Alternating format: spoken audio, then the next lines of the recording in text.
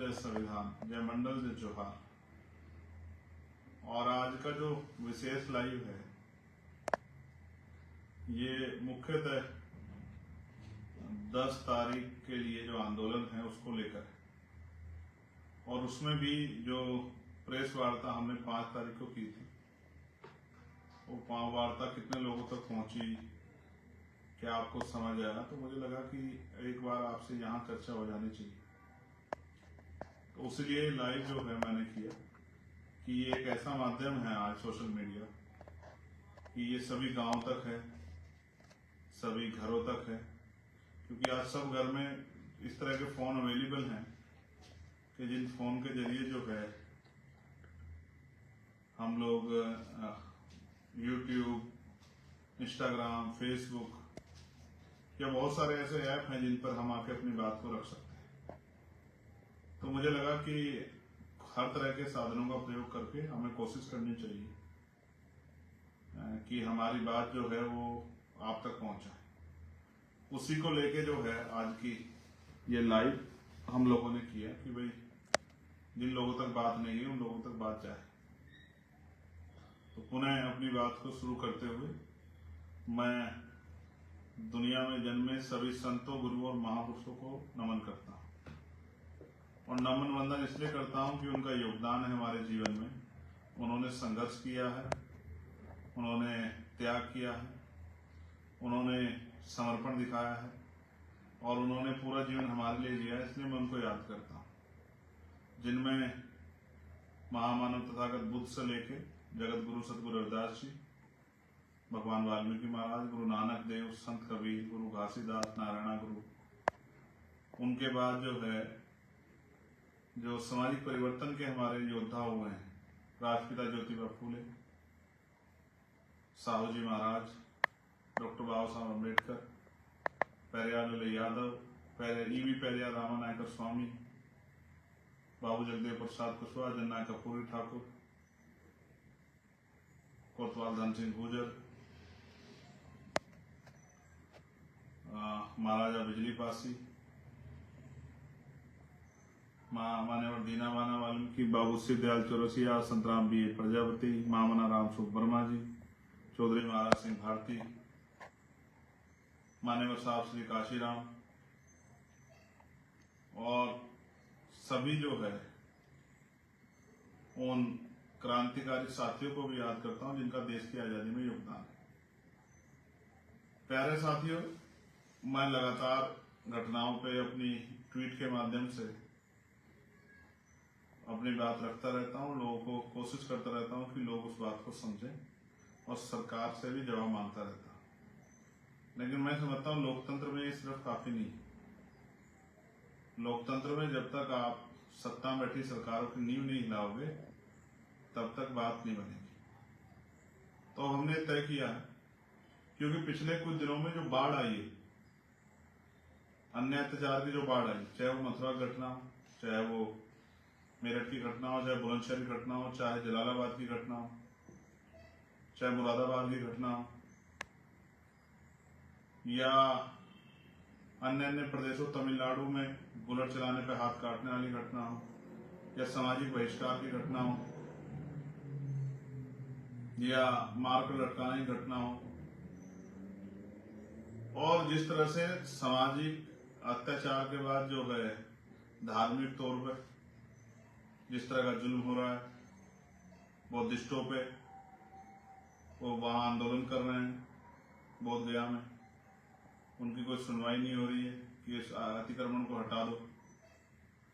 फिर जैनों पे गिरनार में, फिर ईसाइयों पे देश भर में, मुसलमानों पे उनके जो है धार्मिक स्थलों पे, ये सब भी आपके सामने है। ऐसे में मेरे मन में ये इच्छा जागी कि भाई साथियों चर्चा करने के बाद कि अब इस अन्याय का जवाब सरकारों से मुख्यालयों पे जाके मांगना पड़ेगा।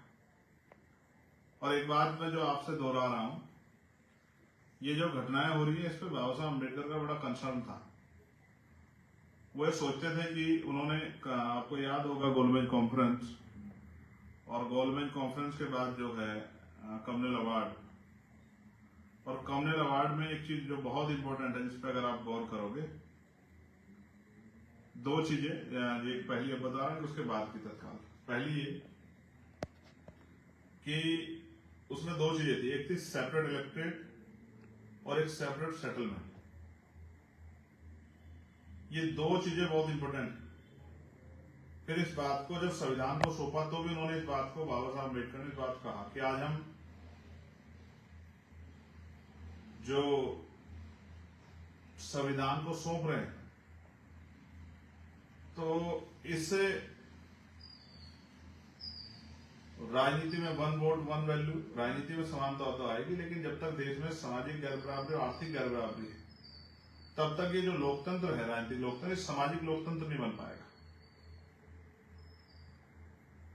उन्होंने इस बात को कहा कि आज हम विरोधाभास की जिंदगी में कदम रख रहे हैं, और वो विरोधाभास आज तक भी है। ना सामाजिक गैर बराबरी दूर हुई, जिसका उदाहरण हम देख रहे हैं, पूरे समूह पे, पूरे समाज पे, पूरे गांव पे जो है अन्याय करना, अपमान करना, महिलाओं पर रेप, हत्याएं, और जो दूसरा मैंने कहा आर्थिक सशक्तिकरण। तो जिस तरह से चुनाव में धन का प्रयोग किया जाता है, गरीब का बेटा तो लड़ ही नहीं सकता है। तो इससे मैं मानता हूं कि बाबा साहब की बात तब भी तर्कसंगत थी और आज भी तर्कसंगत है। उनका जो पहला वो था सेपरेट इलेक्टोरेट, उसके पीछे कारण ये था कि भाई इतनी गैर बराबरी है तो हमारे लोगों को वोट कौन देगा। तो जबकि वो अधिकार नहीं मिला तो पृथक निर्वाचन क्षेत्र उन्होंने कहा था कि हमें मिलने चाहिए, लेकिन उस पर फिर जो है पूना पैक्ट हुआ और हमें आरक्षण का लाभ, आरक्षण मिला, ज्यादा सीटें मिली, लेकिन वास्तविक प्रतिनिधित्व नहीं मिले। जो प्रतिनिधि है वो वास्तविक नहीं मिला। प्रतिनिधित्व तो मिला हमें कि हमारी 131 सीटें एससी एसटी की, लेकिन वास्तविक प्रतिनिधि कितने हैं जो पार्लियामेंट में, असेंबली में अपने समाज के लिए बोलते हैं, अपने समाज के को ज्यादा करीब होते हैं, अपनी पार्टी कम करीब होते हैं। एक दूसरा जो सेपरेट सेटलमेंट था, तो आज मैं जब उसको स्टडी कर रहा था कि भाई ये बातें क्यों रोकी जा रही है, हिंसा क्यों हो रही है, तो मुझे समझ आया कि अगर हमारा जो क्षेत्र जो है वो सेपरेट कर दिया जाता, जहां हमारी बस्तियां होती, तो उससे सबसे बड़ा लाभ ये होता कि ये जो जाति के आधार पे अन्याय, हिंसा हमारे साथ हो रही है, अपमानित जो किया जा रहा है आज, ये बंद हो जाता।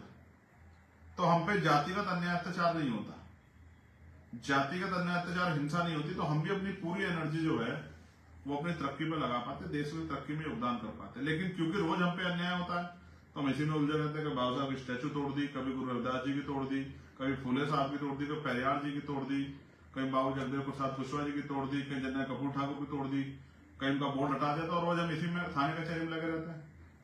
फिर मोटरसाइकिल पर चलने मार दिया, बारात रोक दी, महिलाओं के साथ हिंसा कर दी, तो हम इसी में, हमारी आधी जिंदगी तो 75 साल इसी में खप गए। तो अगर सेपरेट सेटलमेंट हो जाता और हमारे क्षेत्र अलग हो जाते रहने के, तो ये जो आज की जो पोजीशन है, ये पोजीशन हमारे लिए नहीं होती। कम से कम जो जाति का अत्याचार, क्योंकि एक दूसरे पे जो है जाति के लोग काहे का अत्याचार करते, तो वो जाति का अत्याचार, और जो रोज एक डर लगा रहता है कि यहाँ से निकल रहे हैं, कोई हमला कर देगा, कोई जो हमारे यहाँ घुस के मार देगा, तो ये खत्म हो जाता। इसलिए मैं समझता हूं कि हमने 10 तारीख का प्रोटेस्ट बुलाया है। मैं खुद लखनऊ में रहूंगा। मैंने तय किया है कि लखनऊ में जो ज्ञापन दिया जाएगा, जो आंदोलन होगा, प्रोटेस्ट अपनी बात से, मैं लखनऊ में रहूंगा। और अन्य अन्य उसमें जैसे मध्य प्रदेश के लोग तय करके कहाँ देंगे, वो आपस में चर्चा कर लेंगे। बिहार में आजाद समाज पार्टी के लोग, राजस्थान के लोग कहाँ देंगे, उत्तराखंड के लोग कहाँ देंगे, हरियाणा के लोग कहाँ देंगे, पुराने नए लोग मिलकर चर्चा कर लेंगे। झारखंड, उड़ीसा, छत्तीसगढ़, महाराष्ट्र, बिहार के लोग कहाँ देंगे, वो चर्चा कर लेंगे आपस में। लेकिन इस ज्ञापन के जरिए अपने अपने प्रदेशों में जो घटनाएं हुई, मुख्यतः इन 3-4 घटनाओं के साथ साथ जो प्रदेशों में आपके यहाँ हिंसा हो रही है, एनसीआर का डाटा जो कह रहा है, बहनों पे, भाइयों पे, माओ पे, बुजुर्गों पे, नौजवानों पे जातीय हिंसा, सांप्रदायिक हिंसा, इनका एक डाटा बना के आपको सरकार को आईना दिखाना है कि आपकी सरकार क्या कर रही है। क्या आपकी सरकार इन लोगों की सुरक्षा करने काबिल है या नहीं है? क्या आपकी सरकार इन लोगों की सुरक्षा करने की जिम्मेदारी जो आपको मिली है कॉन्स्टिट्यूशन से, लोकतांत्रिक व्यवस्था से, क्या आप उसको पूर्ण रूप से निभा पा रहे हैं? हमें भी जीने का अधिकार है, सम्मान से जीने का, इज्जत से जीने का, लेकिन हम तो जी भी नहीं पा रहे हैं। इस देश में बुरा यह है, ना जीते जी सम्मान मिल रहा है, ना मरने के बाद सम्मान मिल रहा है। कितनी घटनाएं उत्तर प्रदेश की हैं? मथुरा 3 घटनाएं, फिर कासगंज, हाथरस, मेरठ, जलालाबाद, बुलंदशहर, जालौन, झांसी, कितनी घटनाएं, कहां कहां जाएंगे हम लोग। तो मुझे ऐसा लगता है इसका परमानेंट सोल्यूशन निकालने के लिए, परमानेंट सोल्यूशन तो इसका पॉलिटिकल पावर है, जब आपके राजनीतिक सत्ता आपके पास होगी। लेकिन उससे पहले भी सरकार को और वहां के चीफ सेक्रेटरी को, डीजीपी को, राज्यपाल महोदय को, उनकी तरफ भी उनका भी ध्यान आकर्षित करना पड़ेगा कि आपकी सरकार का फेलियर है कि वह law and order situation maintain नहीं कर पा रही। क्या हमारे माथे पे लिखा कि हमको हमारे साथ हिंसा होगी। इसलिए मैं आप सबसे अपील करता हूं कि आप सब लोग अपने अपने प्रदेशों में अपना जो है जिम्मेदारी अदा करें और अपने अपने प्रदेशों में ज्ञापन व्यवस्था में, आंदोलन संघर्ष व्यवस्था में शामिल हो और संघर्ष को कामयाब बनाए। और मैं जो लोग लखनऊ आ रहे हैं उनसे भी कहूंगा, अनुशासन में आप लोग मन में संकल्प लेकर लखनऊ आए कि हमें अपनी संख्या बल को दिखाकर सरकार को ये चेतावनी देनी है कि सरकार जो अन्य अत्याचार थानों के जरिए हो रहा है, पुलिस जिस तरह लापरवाही कर रही है, या सामंती व्यवस्था के लोग या मनुवादी व्यवस्था के लोग जो हम पे हमला करें, इन पर कार्रवाई करें। अगर ऐसा नहीं होता फिर आंदोलन करेंगे, फिर बड़ा आंदोलन करेंगे, दिल्ली में करेंगे, लखनऊ में करेंगे, घेराव करेंगे विधानसभा का। हम हर वो कदम उठाएंगे जिससे हमारे लोग सुरक्षित रहें, बहुजन समाज के लोग। और उनके अधिकारों पर जो हमला हो रहा है निजीकरण के जरिए और तमाम तरह से, चाहे पेंशन का मामला हो, पुरानी पेंशन का, चाहे जो है प्रमोशन का मामला, इन सब पे हमारे लोग अधिकार सुरक्षित, निजीकरण बंद हो, इन सब पे भी लगातार, और जातिगत जनगणना, इन पे भी हम लोग प्रयास करेंगे। एक अभी और बड़ा मामला मेरे दिमाग में, मैं लखनऊ में उसको भी रखूंगा, लेकिन मैं अभी आपसे आग्रह करता हूं कि आप सब लोग अपने अपने प्रदेशों में अपना प्रतिनिधित्व सुनिश्चित करें और मजबूती से ज्ञापन दें। और मेरे पीछे दो महापुरुषों की जो तस्वीरें आप देख रहे हैं, एक मान्यवर साहब श्री काशीराम और एक दूसरे डॉक्टर बाबा साहब अम्बेडकर, और इनके जो अधूरे सपने, इनकी संतानें होने के नाते उनके अधूरे सपने पूरा करने का संकल्प भी मन में पैदा करें। तभी जाके जो है महापुरुषों का सपना जो है पूरा होगा, तभी जाके ये अन्याय अत्याचार खत्म होगा।